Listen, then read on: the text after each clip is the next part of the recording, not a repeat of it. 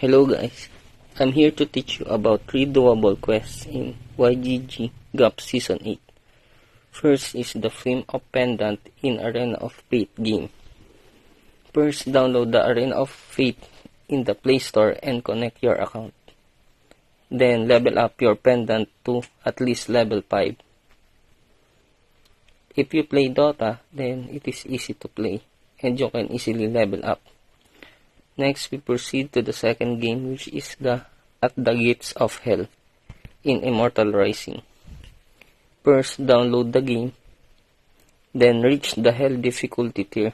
It is so easy that you can achieve it in at least 2 days.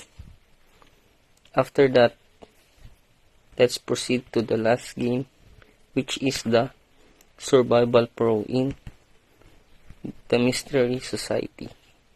Mystery Society don't need to be downloaded. It can be played in the browser.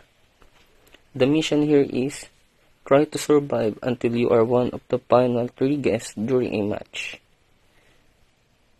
Accumulate a total of 5 final 3 finishes. So it is so easy. If you are the killer, then kill all the players and you can win the game.